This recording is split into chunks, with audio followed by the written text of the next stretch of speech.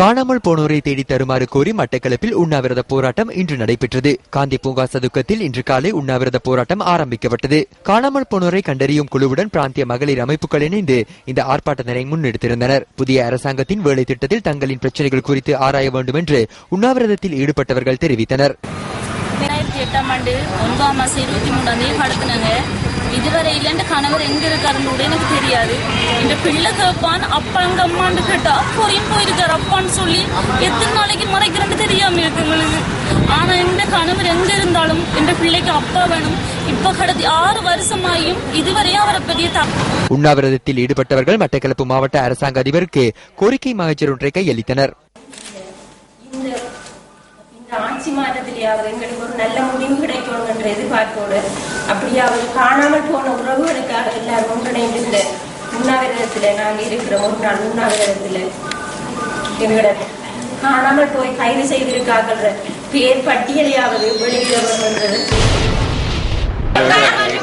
திருகோணமலை மாவட்டம் சம்பூர் பிரதேசத்திலிருந்து இடம்பெயர்ந்த மக்கள் இன்று கவனஈர்ப்பு போராட்டத்தில் ஈடுபட்டனர். சம்பூரில் இருந்து இடம்பெயர்ந்த மக்கள் தங்கியுள்ள முகாம்களில் ஒன்றான கிளிவட்டி முகாமில் முன்னெடுக்கப்பட்ட இந்த கவனஈர்ப்பு போராட்டத்தில் பட்டித்திடல், மணல்சேனை, கட்டைப்பரிச்சான் ஆகிய முகாம்களில் தங்கியுள்ள சம்பூர் மக்களும் கலந்து கொண்டனர். கடந்த 2006ஆம் ஆண்டில் யுத்த நடவடிக்கையினால் இடம்பெயர்ந்து சம்பூர் மக்கள் கடந்த 9 வருடங்களுக்கு மேலாக அகதி முகாம்களில் வாழ்ந்து வருகின்றனர்.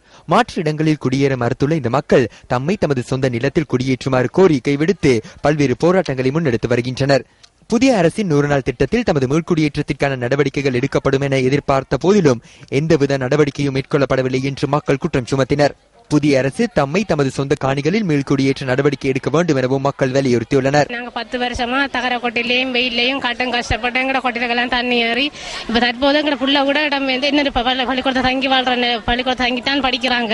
அதுக்காக எங்கட பள்ளிக்கூடத்தை தந்து அனல் நிலையத்தை நிறுத்தி தொழிற்சாலையும் வேணாம் எங்களுக்கு உடனடியாக எங்கட சொந்த இடத்துக்கு எங்களை ஏற்றணும். அப்படி இல்லைன்னா நாங்கள் இதான் முதலாங்கட்ட அடையாளம் உண்ணாவிரதம். ஆனால் தொடர்ச்சியான போராட்டங்கள் நடத்துவோம். எங்கட சம்பூர் குடியேற்றும் வரைக்கும் நாங்கள் நடத்தி கொண்டே இருப்போம். நாங்கள் பொறப்பு வளர்ப்பு எல்லாம் சம்புரி ஆக வேண்டிய சொத்து பத்தி முழுக்க சம்பு இந்த புலவுக்கு விலை போடுறாங்க.